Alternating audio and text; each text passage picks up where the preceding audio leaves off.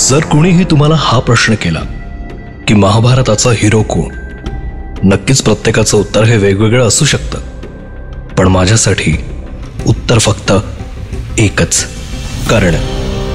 सूर्यपुत्र कर्ण, सूतपुत्र, कौंतेय, अधिरथ पुत्र, राधेय, शोणचा भाऊ, अशी कित्येकच नावं, पण माझ्यासाठी एकच, महारथी कर्ण. एक दिव्य विद्या, एक ब्रह्मवेद्य, याचा एक संघर्ष होता.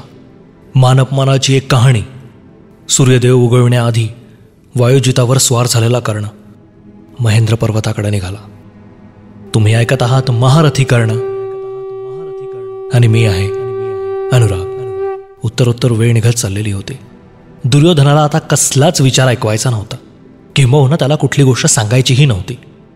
त्यालाच काय, वृषाली, शोण, सत्यसेन यापैकी कुणालाही काहीच सांगायचं नव्हतं. अश्वत्थामाला सुद्धा कर्णाने काहीच सांगितलेलं नव्हतं.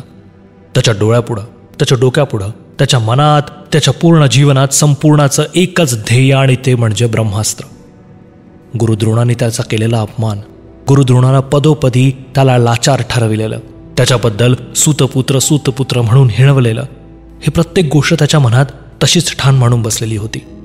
ब्रह्मास्त्र मिळवायचं या वेगळ्याच एका जोशानं तो विद्युत वेगानं महेंद्र पर्वताकडे निघाला.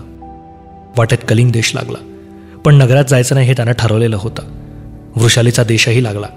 तिथं जाणार, कोणीतरी ओळखीचे आप्तीय भेटणार आणि मग त्यांच्याबरोबर आपण रमून जाणार. पण आता हे सगळं तो कसू शकणार नव्हता. त्याला पुढं जायचं होतं. भगवान परशुरामांना भेटायचं होतं. तो पुढं जात जात होता. त्याच्या कानाची पाळी इंद्रदेवांना दान केल्यानंतर तुटलेली होती. नगरात असलेले शास्त्र, छोटे छोटे वैद्य, आचारी त्याच्याकडे बघून वेगळ्याच पद्धतीने नजर कटाक्ष टाकायला लागले, हिणविल्यासारखे करू लागले. तो हळूहळू पुढे गेला. आपल्या अंगावर एक राजपरिधान आहे हे त्याच्या लक्षात आलं. त्यानं लगेच एका संन्यासाला थांबवलं.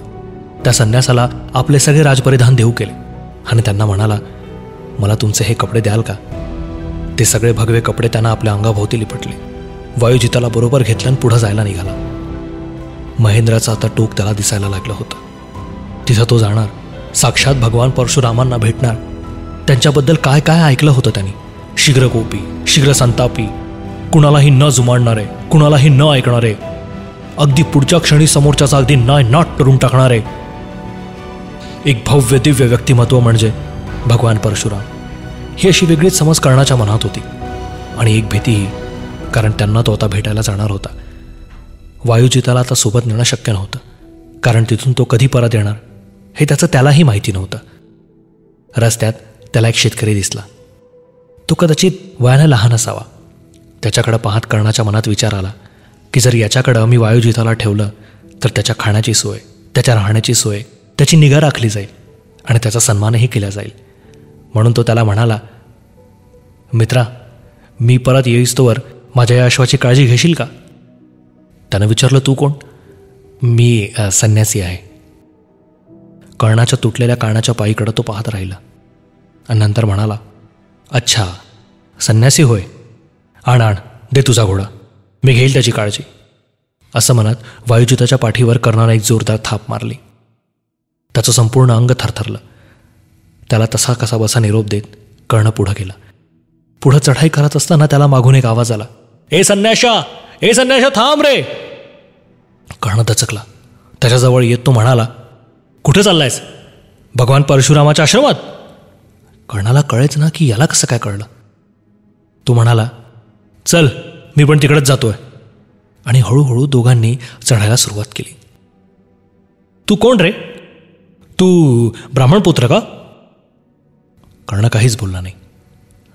तो पुढे होत म्हणाला, तुला ठाऊक आहे ना की आता ते फक्त ब्राह्मणपुत्रांनाच शिकवणार, त्यामुळे पुढची विद्या सगळी त्यांनाच मिळणार.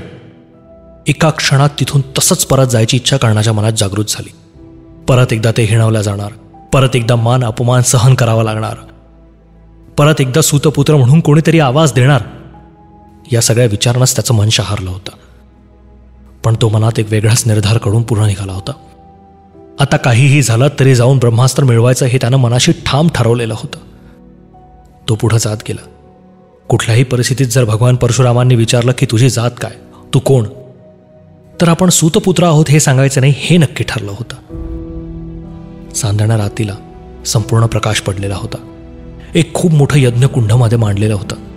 किंबहुना कर्णाच्या पूर्ण आयुष्यात त्याने एवढं मोठं यज्ञकुंड कधीच बघितलेलं नव्हतं. आजूबाजूला सगळी विद्यार्थी निपचित पडलेली होती. दिवसभर महेंद्र पर्वतावर फिरून फिरून चारा खाल्ल्यानंतर गायी सुद्धा तिथं रवंत करत होत्या. कर्ण पहुडला. पहाटेच्या सुंदर झुळूक वाऱ्याबरोबर मंत्रोच्चारण त्याच्या कानात ऐकायला येऊ लागले. महेंद्राच्या पलीकडे असणाऱ्या सागराकडे जाऊन फेसाळ समुद्रात उभं राहून दुसऱ्या दिवशी सकाळी भगवान परशुराम दिवसभर सूर्याला अर्घ्य देतात हे त्याला कळलं. त्याला सुद्धा सोबत घेऊन जातील असंही माहिती पडलं. त्यानंतर तो गुहेबाहेर उभा राहून भगवान परशुरामांची वाट पाहू लागला. एक तळपतं परशुचं पातं घेऊन अगदी एक प्रचंड आयाळ असलेला सिंह बाहेर यावा असे भगवान परशुराम दिसत होते. त्यांची धाड धिप्पाळ उंच शरीर यष्टी आणि परशुचं तळपतं पातं कर्णाला वेगळंच घायाळ करून सोडलं होतं त्या विचारांना. भगवान परशुराम पुढे आले. एका मोठ्या पहाडावर दुसरा पहाड आदळावा असं त्याला म्हणाले. कोण आहेस तू? मी कर्ण. पण त्यापुढे तो काहीच बोलला नाही.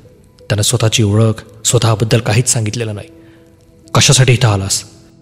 मी ब्राह्मणपुत्र आहे. राजपुत्र, मी ब्रह्मविद्या शिकायला आलो आहे. आश्रमाचे सगळे नियम पालन करशील? हो, अगदी काटेकोरपणानं करेल. ठीक आहे, पूजा करून येऊ. आजचा समय अत्यंत शुभ आहे. या दिवसापासूनच तुझ्या ब्रह्मविद्येची सुरुवात करूयात. आणि तिथून कर्णाच्या आयुष्यात ब्रह्मास्त्र विद्येचा प्रवास सुरू झाला. महारथी